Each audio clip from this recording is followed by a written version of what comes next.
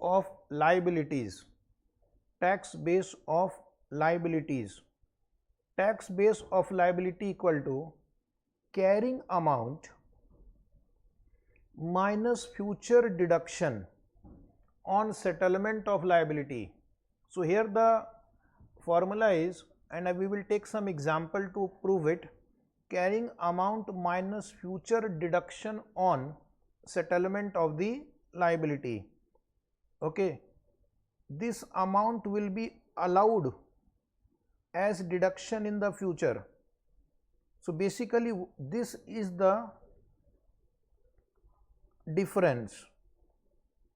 This amount is actually temporary difference, amount which will be allowed as deduction. Carrying amount means I have already recorded the liability in the book. How do we record the liability? A liability comes in the books like this: expense account debit to outstanding expense. This is how the liability comes in the book: expense account debit to provision for, let's say, bonus. Put some amount, 100 rupees, 100 rupees. In the books of account, we provide for expenses on accrual basis. We provide for expenses on accrual basis. Correct? We provide for provision. Even though the payments will be made later, but we make provision. In income tax, you have to check whether income tax will also allow expense on accrual basis, or whether income tax will not allow that expense on accrual basis. Okay, let us say this expense is your rent. Rent account debit to rent outstanding account, rent payable account. In income tax also, if we have rent payable, salary payable, they allow it as a deduction in the same year. They allow it as a deduction in the same year. Am I right? Does income tax allow accrual basis of accounting? Answer in yes or no. Does income tax law allow accrual basis of accounting? You are a final student. You are a CA final student. Respect your stature. You are not an ordinary candidate. You must have filed some return in the offices. Does income tax allow accrual method of accounting, or does it allow only cash basis of accounting? Because if that fundamental thing is not there in place, I won't be able to teach this topic. Is it right? I will write to make you understand. Does you have studied PE2 or intermediate income tax chapter, income tax subject, not just chapter. Does income tax allow accrual or mercantile system of accounting?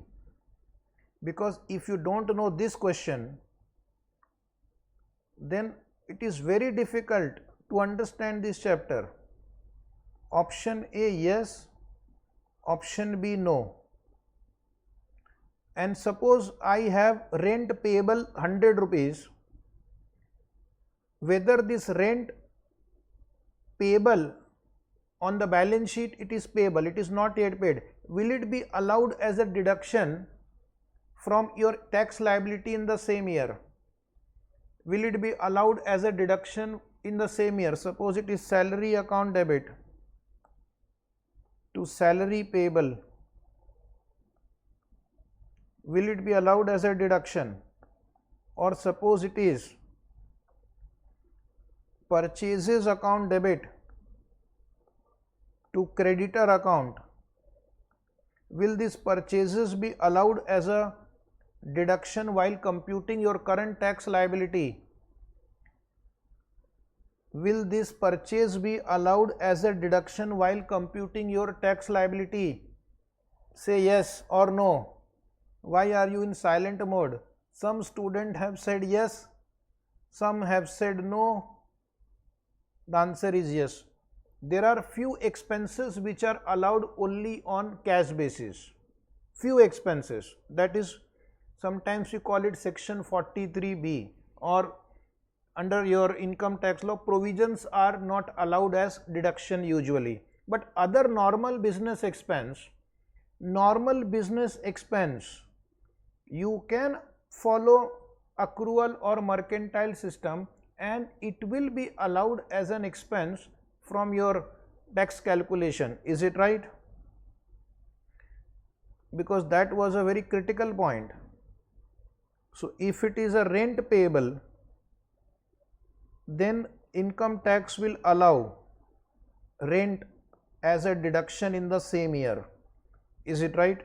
So if income tax allows,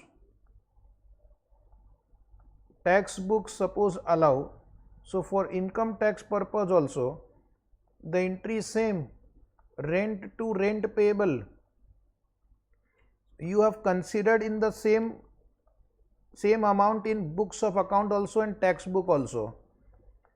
If the treatment is same under both the set of books, then there is no problem. Carrying amount is equal to tax base, because the same rent will not be allowed as deduction in the future period. Same rent, once you have already taken deduction in the first year, it won't be allowed as a deduction in the next year. So in the first example of rent, because my rent is already deducted as expense, tax base will be 100 minus future deduction. 100, this is tax base, carrying amount minus future deduction, because it's already deducted. But now you look at the bonus example. Section 43B is applicable to my little knowledge about income tax. Now there, no entry. You will not be passing the entry unless you make the payment of bonus. Some expenses are allowed, some, not all, only on payment basis, so no entry. So here my tax base will be 0. My tax base will be simply 0, because this was not allowed as a deduction in the current year. It will be allowed in the next year. So if I apply the formula, carrying amount will be 100. Carrying amount of the liability provision for bonus is 100, and the deduction will be allowed next year. Deduction will be allowed next year. Future deduction 100, and therefore tax base is 0. Therefore tax base will be 0 for provision for bonus. Tax base will be 0 for provision for bonus, but tax base will be equal to carrying amount in case of expense payable like rent payable, salary payable, power bill payable, transporters bill payable, creditors payable, because there the income tax law does not bother you. They say, okay, if you have provided in the books such liabilities, we can allow you, because they are actual liabilities, whereas provisions are based on estimation. So therefore the formula is carrying amount minus future deduction. Carrying amount in the books minus future deduction allowed when that liability will be settled. Now you will answer, suppose in my book I have a loan payable, please reply, do not keep quiet, 100 rupees. What will be its tax base? What will be its tax base? Quickly. What will be the tax base if there is a loan payable 100 rupees? Loan payable 100 rupees. Carrying amount is 100. When you will repay the loan, will you be allowed deduction? Please tell me. See, you are not trying to answer properly. Carrying amount minus future deduction. Mr. Vima, when you repay the loan, is it a deductible expense?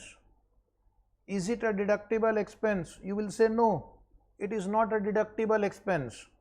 Since it is, you will not get any deduction on payment of the loan.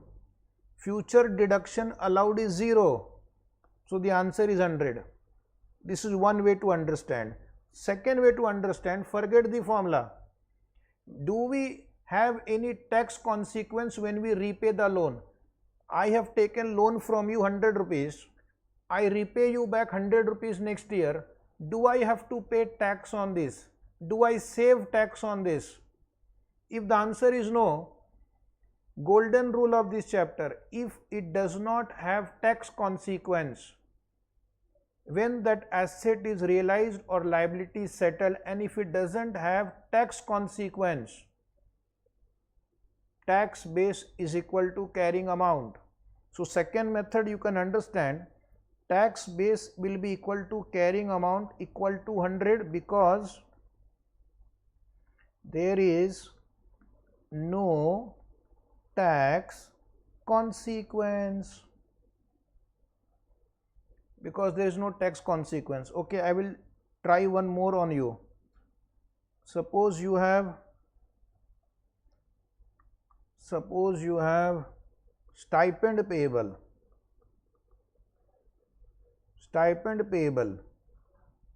100. Same boring question. What is tax base? What is tax base? What is tax base? Stipend payable 100. Your boss has passed an entry, stipend payable to stipend expense to stipend payable to article clerk 100. Next year when the stipend will be paid, there won't be tax consequence. 0 deduction will be allowed. It is already allowed as expense in the current year tax return. So the answer is same. Tax base will be equal to carrying amount equal to 100 because there is no further tax consequence of this. Okay. If settlement of liability does not have tax consequence like loan payable, stipend payable, salary payable, rent payable, electricity bill payable, trade creditors payable, then we will take tax base is equal to carrying amount. Now next I have prepared a small chart for you how to compute deferred tax. Step 1, apply IND AS, apply all the relevant IND AS and find out the carrying amount of the asset and liability.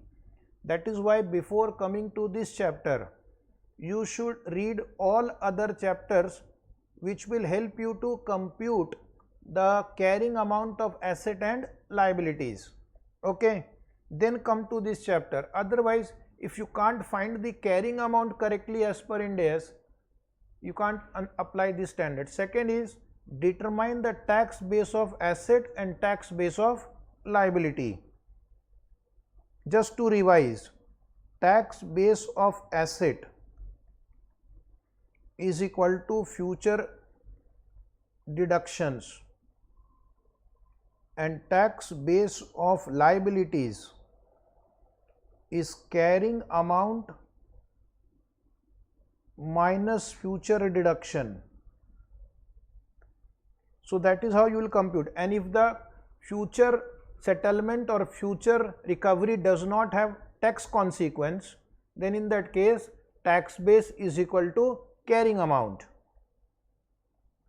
If there is no future tax consequence, tax base is equal to carrying amount. Step number 3, find out the temporary difference.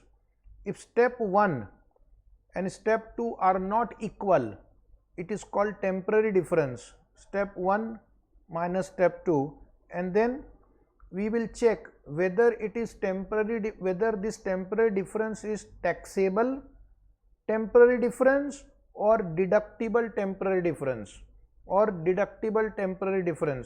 And if you remember, I have explained that also. In case of assets, if carrying amount is more than tax base, then it is taxable temporary difference. If carrying amount is less than tax base, then it is deductible temporary difference. All reasoning yesterday we have discussed. And if it is a liabilities item, carrying amount is greater than tax base, will give rise to DTD, deductible temporary difference. Carrying amount is less than tax base, will give rise to TTD. This is the very important chart for computing deferred tax. What good students will do? Note down. What lazy students will do? They will sit like this, watch. Let him speak whatever is speaking. I am not bothered. Okay, I will do whatever I will do. I will defer my understanding. I will defer my knowledge. I will defer my writing for future. Is it right? So you apply deferred tax in your own life. Enjoy now, pay later. Okay.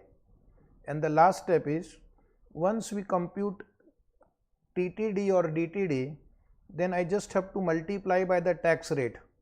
Which tax rate? Those tax rate which have been enacted.